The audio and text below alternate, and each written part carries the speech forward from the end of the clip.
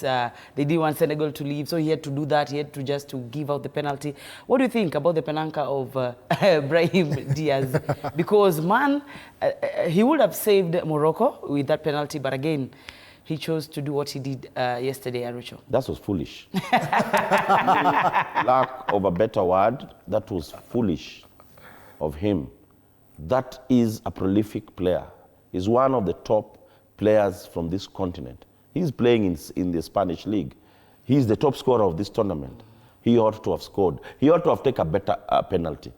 And I saw his coach, even before we moved to the extra time, the coach was really on his case.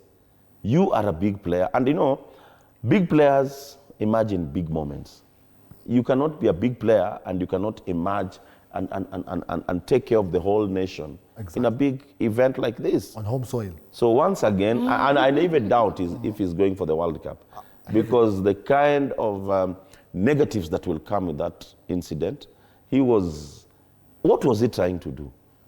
Surely, what was he trying to do? The entire nation is watching and all their hopes are on your shoulders. Then that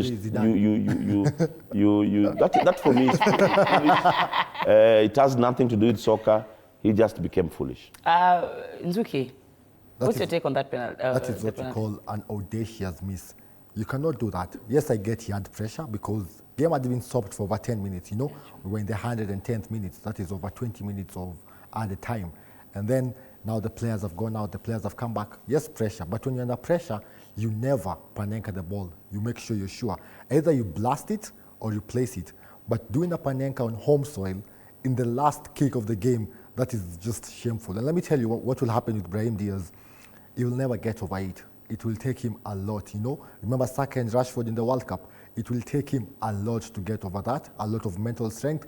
And don't be surprised if he gets a dip in form in Real Madrid and doesn't play a lot, and eventually not go for the World Cup like Arocho said, and maybe just be loaned out to a small club like Villarreal or come to Aston Villa. I consider Aston Villa a small club, but I'm just saying that might be the beginning of his end. Because I tell you not, Morocco never forgets. Football fans never forget. He will go down in history as one of the worst penalty kicks ever taken in our continental showpiece.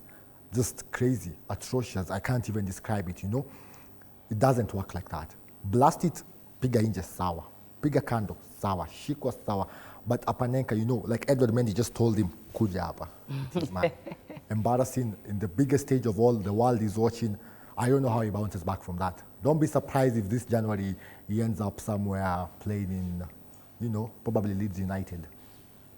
Still on the African Cup of Nations finals, we also saw what Sadio Mane did, and it was very heroic of him yesterday. He refused to come from the pitch and